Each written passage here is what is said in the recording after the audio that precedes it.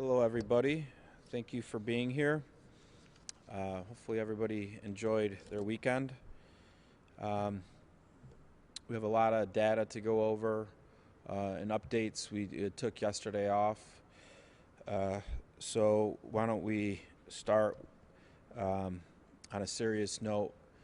We had 2 more deaths in our community related to COVID-19. Both were female, one in her 80s and the other in her 70s. Obviously, this is a grim reminder to all of us how deadly this virus is, and I am very sorry to the families of not just these 2 women, but all of our deaths that we have in Onondaga County. Our total now is we've now lost 11 of our residents and our neighbors to this virus. Looking at other data, we currently have 520 cases, up from 494, 26 new cases. We have 49 individuals in the hospital, representing 19% of our active cases. This is up 2 patients since yesterday. We've seen a trend now with the active cases. We're looking at that 18 to 20% of our active cases are now going to be hospitalized. We've seen that. And right now, in the range of active cases we're in, that means, around, between 45 and 52 hospitalizations. So this is part of this disease. It gets you very sick, and if you get it, you could spend time in the hospital. Looking at the number of people in ICU, we now have 20 people who are in critical condition in our ICU. Again, 8% of our active cases. This percentage is held true. We don't want to get this disease, this virus. If you get it, you could be in the hospital, 1 out of every 5 essentially, and certainly that brings you to further risk of being in the ICU. If you're in the ICU, that basically means you need help to breathe. So for those who don't take this seriously, this is a serious virus, and it is has a much stronger impact on you than some of these other viruses that were similar, or your basic cold or the flu. Breaking down who is in the hospital: 28 Caucasian, 10 African American, 3 are of another race, and 8 are unknown right now. We just don't have the backgrounds on those individuals. Out of the individuals who have passed, 6 are male, 5 are female, 10 are Caucasian, and 1 is classified as other. We're classifying as African American, Caucasian, and other. Reminder on our cases, these 520 cases and the hospitalizations we're talking about are those in Onondaga County. Certainly our hospital infrastructure in central New York is serving those from the Canadian border down to the Pennsylvania border. When you look at those counties, our central and part of our northern New York counties, there are now over 1,573 positive cases in those counties. Today, there are 257 people who have recovered and have been released from mandatory isolation and quarantine. That's up 23 from yesterday. So status check right now, 520 positive cases, and we are currently monitoring 252 active cases. I believe we have a chart here. The yellow curve is our active cases. Positive news, that curve is flattened and started going the other way. The green chart represents our recovered cases. They're starting to intersect. We always said that would be a good sign. How do we keep this trend going? This is showing progress in the community. We keep it going by diving in and continue to hunker down with social distancing. The curves would not be this way if we hadn't taken this seriously, if we didn't put in policies that we put into early, and certainly as a community right now, social distancing is working. We're giving our infrastructure, our medical infrastructure, time to treat people. We're giving it time to do our investigations in quarantines, and then eventually people are getting better. Certainly, if we weren't social distancing, these numbers would be higher, and it would be harder to get our active case line curve flattened and stabilized. Looking at our 520 cases, 56 of them are contact cases. These are individuals who live in the same household as other positive cases. We now have 1,026 people in a isolation and or quarantine. Those are people in a quarantine and active cases. 277 of our cases are female, 243 are male, 14 are under 19, 110 of our cases are in their 20s, 73 in their 30s, 77 in their 40s, 96 in their 50s, 78 in their 60s, 42 in their 70s, 22 in their 80s, and 8 in their 90s. Percentage of breakdown, 24% are under 30, 38% are under 40, 53% are under 50, 71% are under 60, and 29% are over 60. Breakdown by municipality. City of Syracuse, 201. Town of Clay, 60. Town of Manlius, 36. Town of DeWitt, 33. Town of Camillus, 30. Town of Salina, 30. Town of Cicero, 26. Town of Onondaga, 23. Town of Gaddis, 18. Town of Lysander, 18. Town of Pompey, 16. Town of Skaneateles, 10. Town of Marcellus, 4. Town of Atisco, 4. Town of Van Buren, 4. Town of Lafayette, 3. Town of Tully, 2. Town of Fabius, 1. And Town of Spafford, 1. Still holding strong. Town of Elbridge with no cases confirmed. Onondaga Nation, no cases confirmed. Testing. So far, there have been 6,943 tests administered. 6,879 tests have been returned, with 520 positive and 6,359 negative tests. We have 64 pending tests. That is our lowest number since the triage site is open. We received 246 tests back since yesterday. Essentially, we're at a point with testing where we are almost in real time. 64 pending. There's testing going on today. We anticipate testing today may be a little bit more in demand than yesterday. People maybe didn't go out on Easter. So we'll see what those numbers look like at the end of the day as far as what the demand was today. But certainly our ability to do our job quickly is now there with almost live time testing. Upstate has increased their capacity to do on-site testing. Results available in hours rather than days. Very positive. Crouse, again, will have a similar capacity by the end of the week. This helps us identify and quarantine and box in the spread much quicker. Again, after a positive test is when our health department's going to reach out to you, as should your doctor, check in on your health, see how you're doing. Also start our investigation to really go through who you may have had direct contact with. Certainly that's an important process. That's how we know who goes into quarantine. Certainly at that point, a reminder, just because you work at the same employer as somebody doesn't mean you had direct contact. In our investigation, we'll determine if you did or did not. If we determine through our investigation that there may be a gap, we aren't quite sure if we got to all the direct contacts, we will put out a release to the public. Again, I want to thank all of our positive patients who've been working with us. We've been getting people out of quarantine and out of isolation as they recover. Please utilize text messaging. Please utilize our online portal. Please be patient. We have over 1,000 people right now that are in quarantine and or are an active case. That's a lot of people that we have to certainly get through and check and double check to make sure that you really are ready to leave those situations. We talked about preventable cases. We talked about how this isn't a situation of traveling anymore, right? In the beginning part of this process, we had a lot of travel-related cases. Those come back. That turns into community spread type cases. Everything we've seen is essentially community spread at this point with new cases. Obviously, the best way to avoid that is to social distance.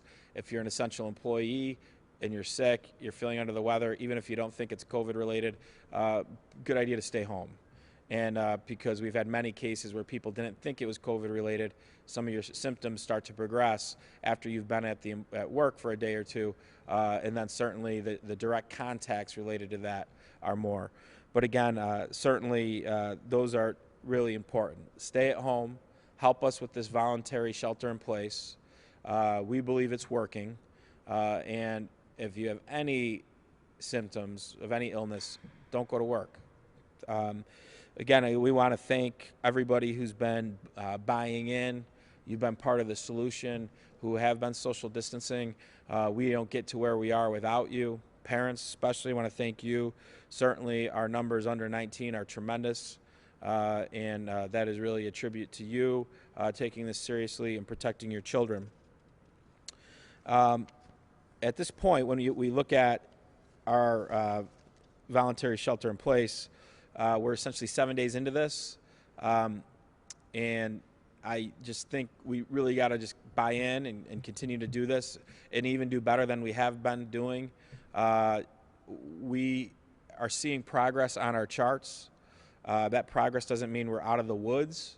That means we can really buy in and dive into this more. So a week from now and 2 weeks from now, our data is really, really strong.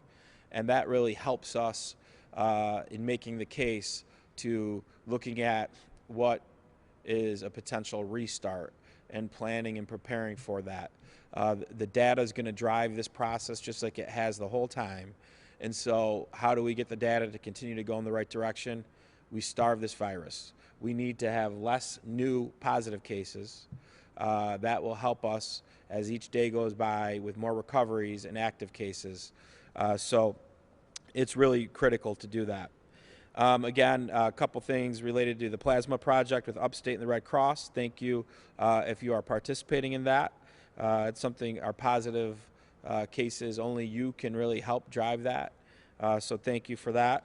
Again, we hit on some of these stats on Saturday, but I really want to just touch on these again because it's really unique and I think it tells the story of our community's response. Upstate Triage Hotline. Again, if you are in a situation where you don't have a doctor, you're starting to see symptoms, you call the Upstate Triage Hotline, you will talk to a medical professional, they will screen you, and then potentially refer you to our triage testing site at the Syracuse Community Health Center. That number, 315-464-3979. We've had over 11,800 calls since March 15th. That's pretty impressive. Our seniors, healthcare workers, adult nutrition hotline. This is a hotline we saw early on. There were people that were going to need help in this process that have never needed help before. And how do we make sure they get that help? We have this hotline, 315-218-1987. Since March 18th, over 50,200 meals have been served or delivered, nearly 2,100 meals a day, all volunteers, and over 450 bags of groceries have been delivered. Just absolutely remarkable. Child Care Solutions, our solution for essential workers who find themselves in a daycare crunch. We got over 1,500 slots available. 550 medical personnel and first responders and essential workers have taken advantage of this. Why do we set this up? We know for there to be a continuity of operations for businesses. Daycare is part of that solution. If you didn't have daycare to worry about before when your kids were in school, now you do. This has helped keep our frontline workers working and not having grandma and grandpa watching the kids, because we know grandma and grandpa, especially if they have underlying health issues, this virus can be very tough on them. So again, this has worked out well. We still have slots available if people need it. Our school partners, one of the things, thinking way back when we had to cancel schools, we needed continuity of food operations. They have done well, each of our districts and our partners, and we have delivered through this past Friday 430,000 meals to children, which is simply remarkable. That's over 17,000 meals a day. We're making sure these kids who are getting breakfast and lunch at school are still getting fed each day. so that nobody is going hungry. 211, we encourage folks who have any real challenges to contact 211, but this has been especially straining on our mental health and our psyche. Please reach out to 211 for any support. They've had over 1,800 calls for emotional support since this has started. So that's, again, tremendous numbers, tremendous support. Vera House support line, no excuse for abuse. If you find yourself in a situation where you have concerns, please contact Vera House, 315-468-3260. Again, McMahon Ryan Child Advocacy Center, phone number 315-701-2985. Our mandatory reporters, our professionals, our teachers, our Department of Children and Family Services is working very hard, very concerned that there may be abuse that's unreported. Certainly, if you know about something, please reach out. Donations of PPE, an ongoing issue. If you have PPE, this is the emergency medical gear, the masks, the surgical masks, the face guards, the gowns. If you have any that you don't need, our nursing homes need them, our hospitals need them, please contact us. We'll get them out. 315-435-2525. And certainly our volunteers, CNY, we can't do any of this without volunteers. Our volunteers have been amazing. If you want to volunteer, please call 315-428-2229. Questions? Yesterday was Easter, and we weren't here, but I'm wondering, since a weekend reporting that's gotten to your desk today, any people not following social distancing, any reports of some bad behavior over the weekend? Yeah, I mean, look, there's clearly some people, whether it's the holiday and they've still felt that it was okay to go hang out with families. We knew that would happen. That wasn't going to be a surprise. I think the idea of being on social distancing is you're never going to get 100% compliance in anything. So if we continue to do better each week, that moves the needle on this. So when you shut things down, you're going to move the needle on this. When you get more people to buy in, you'll move the needle when you make new policies. So we're moving the needle. Everybody wants to move faster. The one way we can move faster is to social distance more. So that's a challenge for some people still. But overall, I think the social distancing is working. We know that. I think overall there's more people doing better and doing more of it than those who are not. But we're certainly going to see cases where people aren't, or situations where it's acceptable behavior going to supermarkets and whatnot if people are still too many people in at once, related to where people are uncomfortable. I'm glad to see the governor had an order about masks with some of these businesses. We would have did the same thing, but we weren't going to put out an order if we didn't have masks to give to businesses.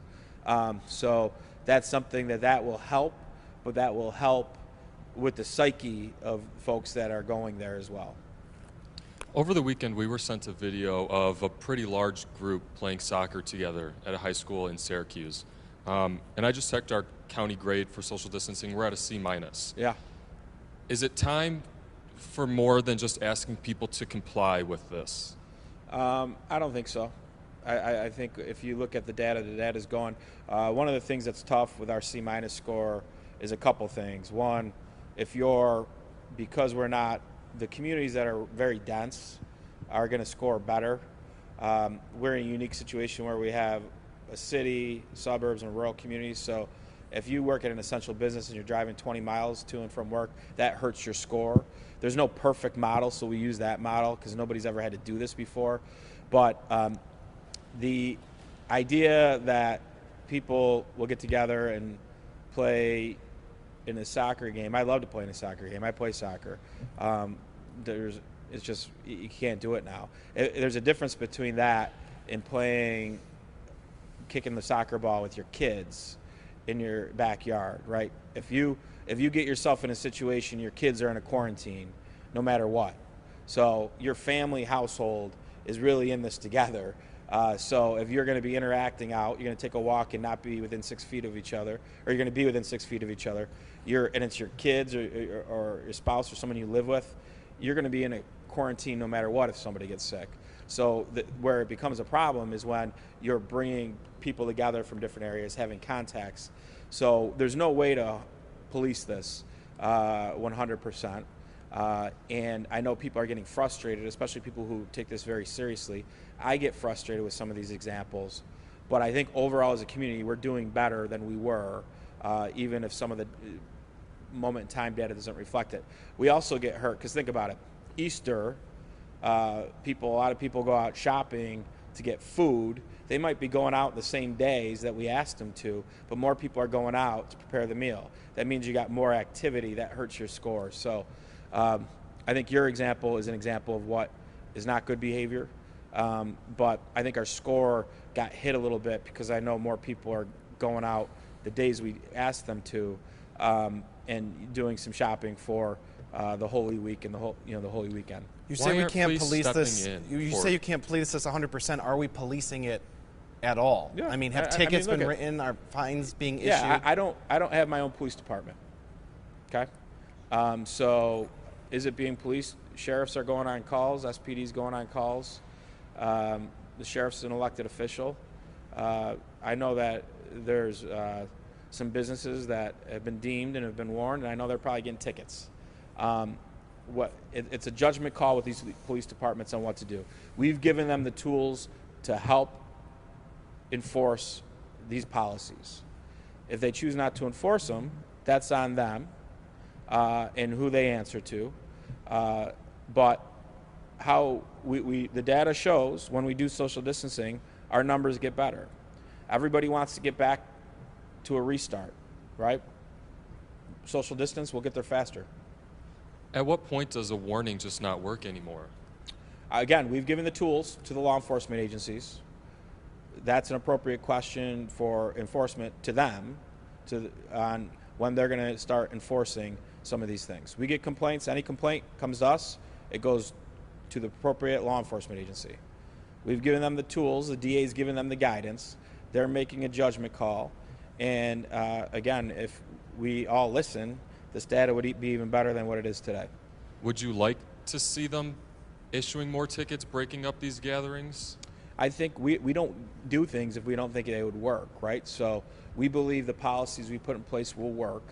I think if there's a difference between three or four kids not doing what they're supposed to do and giving them a warning, and 25 or 30 or 40 people practicing on the same field at the same time every week, that's a problem to me. That means people that they're not taking that seriously. But I think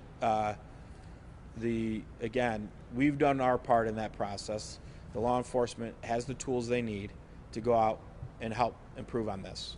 And for the most part, I think overall, I think we're doing pretty good.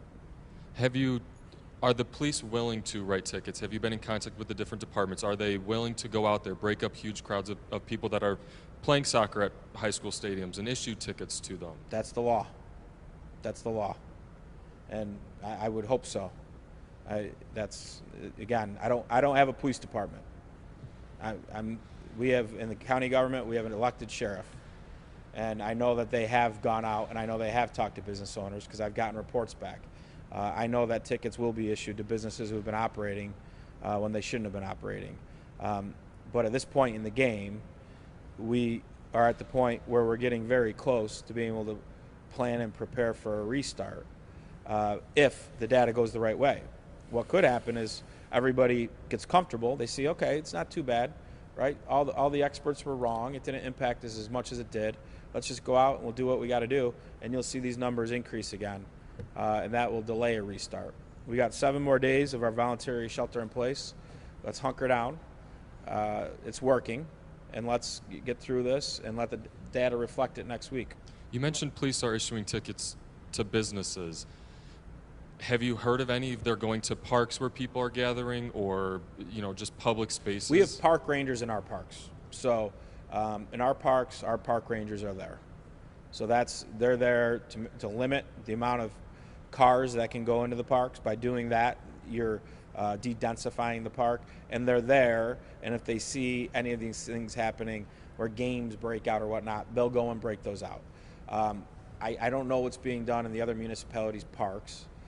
Certainly, the other municipalities, their leaders have to be responsible for that. But within county parks, we have park rangers, and these things, there are not games going on in county parks. You've given a message to people to follow the shelter in place.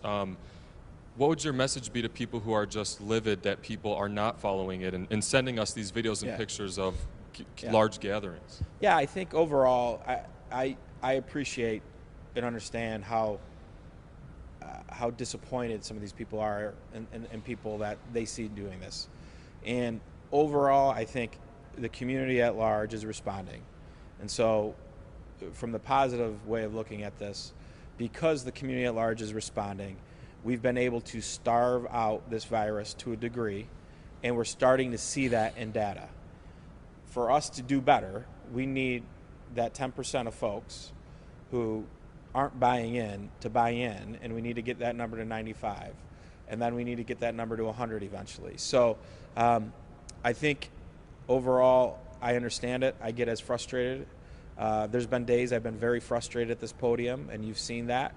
But I think overall today, when we look at the macro picture of how we're doing from a planning, preparation, mitigation, and now how the community's doing with what only they can help us with the social distancing, I think the community's performing pretty well.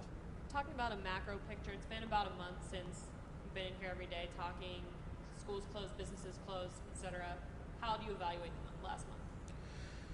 Yeah, I think we got out ahead of it, and we had the benefit of time as far as if you look at New York City and Long Island and some of the, Rockland County and Orange. So we were able, when you look back at things that have helped us, the first thing was making sure that sick people weren't going into emergency rooms to get testing. That could have had a different type of spread, could have impacted our healthcare workers, other people's there. So because we took that risk out of the healthcare system and we had our triage site, that was very effective. Testing before we had cases and then having our triage site up before we had cases allowed our health department to really get on top, quarantine, isolate those. And then I think some of the decisions that have been made along the line have been pretty on mark and on time. When you look at closing down the parade, you look at malls, you look at schools, all things that were tough decisions, a lot of anxiety around them, but we hit the mark on those. So I think because early on we kind of did really well in our planning and preparation, our numbers haven't spiked. I mean, if you think about it, think about how many flights go to New York City every day during this period of time, and how connected we were, both driving and flying. For us to not be in a worse shape now, I think is a positive thing. I think where we could fall behind is if we get complacent now, because we're seeing a little bit of data that's promising. What we do today is going to really be impacting that week of April 22nd and through the 29th, that week where that 29th date's that date everybody's looking at. I think the president put an April 30th date in, and the governor's really suspended things to the 29th. So what we do today is going to impact that day. So if the state is looking at a certain criteria or the federal government is looking at a certain criteria, for us to open up, for us to meet any of that criteria, we need to be really good today. And so that's kind of, in the macro picture, the concerns we have is that we don't get complacent because we're starting to see one of our curves flatten out. If I'm keeping track of your schedule correctly, you had met with the grocery stores today? We did not have the call today. You did not? Yeah, okay. I think it's later this week. Well, Wegmans announced that they're going to reduce capacity in their stores on a case-by-case basis. Are you aware of that happening in Onondaga County?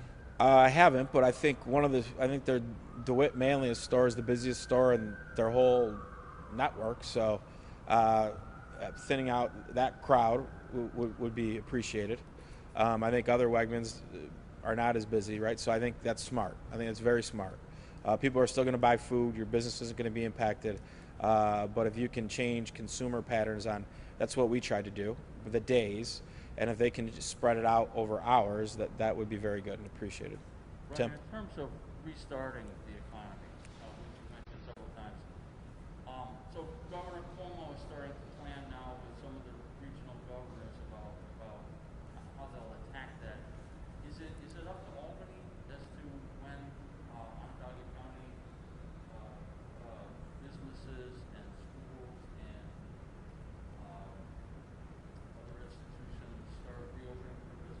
Yeah, I think. Well, look at some of these orders. The governor's orders trump ours, so that's accurate.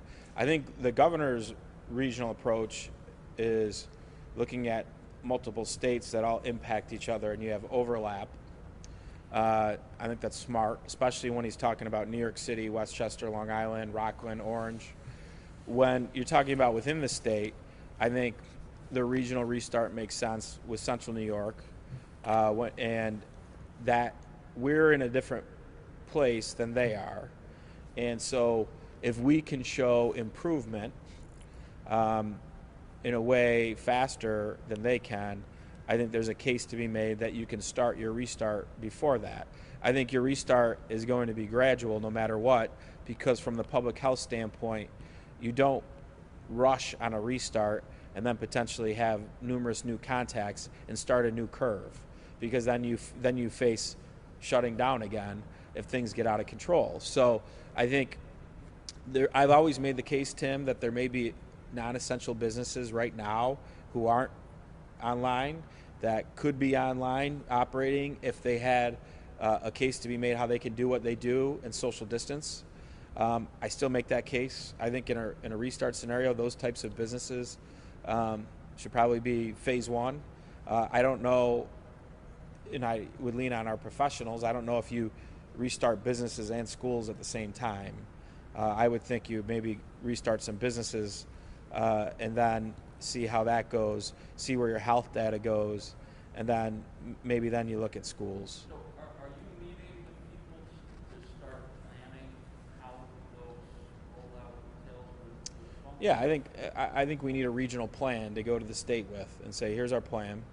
And just like we were planning and preparing before COVID-19 is here, we're starting to plan and prepare for what a restart looks like, with the goal being that we don't get a new curve of COVID.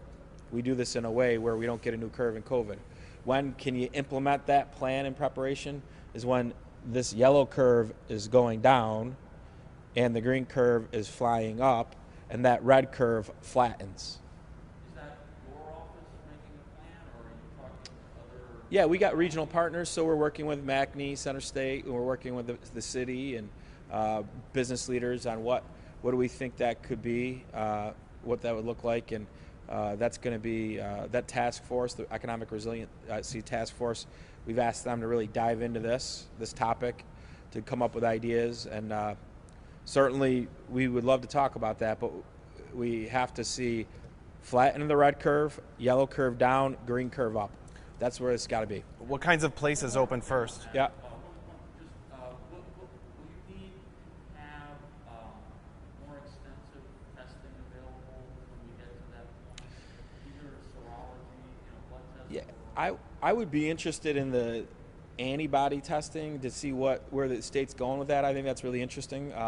But I think if you have the cases where your pending tests are minimal and your health department is sitting there waiting for a positive where they can identify and quarantine, and you're talking about a handful, I think that's going to be something that you can live with as a community, right?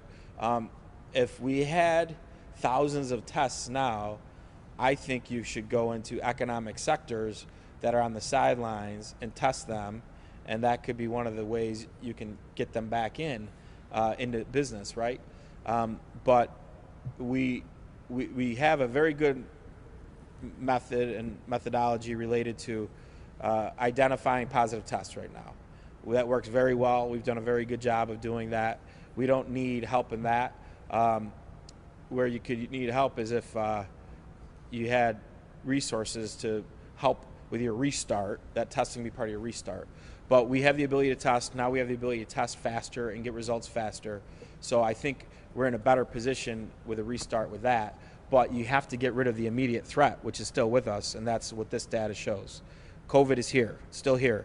We're getting better, but the way we still got to starve this thing out. What kinds of places open first? I don't know. I think you get it. I get every time I mention a business, another business owner who thinks they should go up first gets mad at me. So maybe I'll stop speculating on that. But I think if you're a business that can operate at 50% social distancing and you represent no risk, essentially, or minimal risk to the public health, you should be making a case for yourself. Do you want businesses now to start planning what case they should make to you, how they can open Yeah. again with changed protocols? Yeah, I think they absolutely should be thinking about how they restart their business and how they can do it under the guise that we are still scared to death of this public health threat, and the public health of this community is number one. That's number one. And until we have this under control, which we're getting there, a restart is planning and preparation. The Monroe County executive said today that he doesn't think schools will reopen this academic year. He hadn't made that decision, but he's estimating. Are you prepared to make that estimation? No, I'm not. I would say I have said, Andrew, I would love the kids to have a senior year, the high school kids. Get out, enjoy what really is a special time for kids. If you're of that mindset that you would like your kids to have a senior year, there's one thing you can do: stay home and get us there. Better yet, your kids make sure they're staying home, right? And I think most parents have. So I'm not going to say I don't think that's there. I have hope that we're getting in front of this. I think I haven't really studied Monroe's data recently compared to ours. They're similar. They're bigger than us, but they're similar. They have a city, rural, and suburban. But I'm not going to go there yet. You had a map the other day that showed cases by zip code in the city, within the city of Syracuse. Yeah. Which at the time showed some pretty wide disparities among different zip codes. Can we still get that data, and does it still show a pretty stark difference? I haven't seen the updated one, Tim, so I haven't seen that in 3 or 4 days. I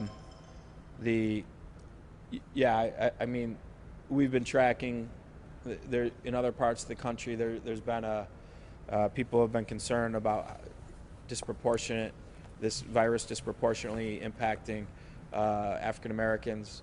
We have not seen that in our data related to hospitalizations. Part of our mindset of where we had our triage site was cognizant of that, making sure that our minority communities would have access to testing if they're sick. And that was part of why you picked the Syracuse Community Health Center in that process. So we have not had a African American fatality in our county at this point.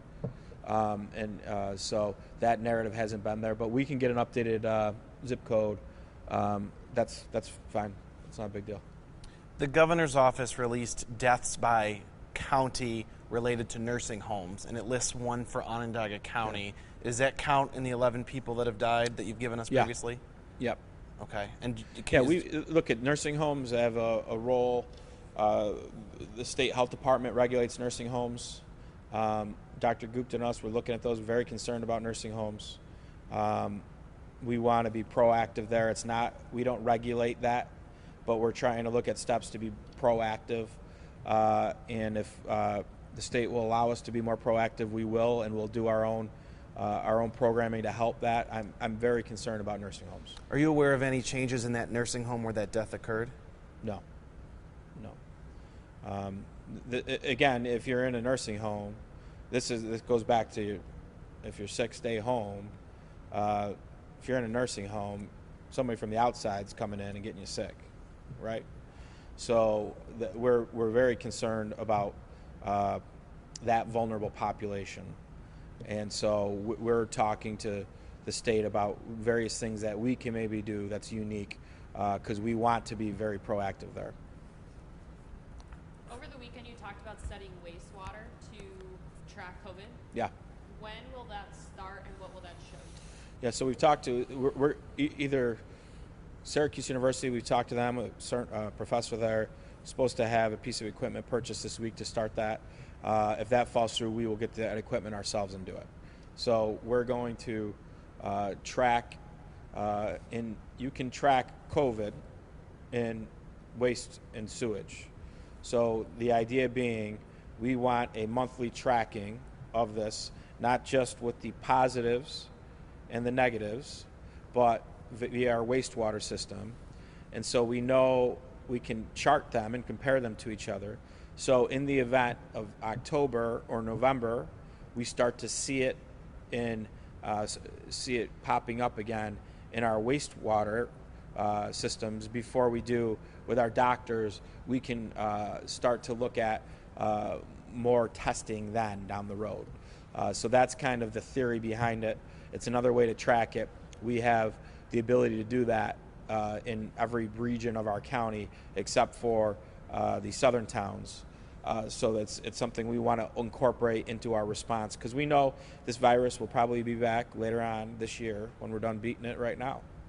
Is that something you do with other illnesses? Nope, not yet. We'll see. We've never had a pandemic yet besides this, so we're going to do everything we can to try to get our arms around this and then stay in front of this, just like we did early in this process. And may it show up there sooner than somebody might be symptomatic, so you can see it. You can see beginning before a person Sure. actually feels it. Sure, and it would probably suggest right now, that there's probably more than 250 active cases right now. Is what that tracking would suggest, I'm sure. And so we don't know enough about it because this is all new. But for us with the capabilities, this gives us another another way to track this, not for today really, but for the future. Are other communities doing that? Other communities have done this. I think I read about one, I think in Florida, that's doing this. So everyone knows how interested I am in sewer infrastructure, right, Tim? So this is just another way to make sewer infrastructure interesting. Other questions? Okay. I want to thank the Syracuse Crunch, the Utica Comets, the Binghamton Senators, and the Rochester Americans. Our AHL team will be holding a concurrent blood drive for the American Red Cross on Friday, April 17th from 12 to 6. The Syracuse Crunch blood drive will be held in the Upstate Medical University Arena at the On-Center War Memorial. Again, thank you for giving back and utilizing your platform. That's what it's all about in our community. And certainly we're happy. I want to thank all of our families who've been working with us on social distancing. This past weekend was about hope, and our data reflects a little bit of hope today. So thank you.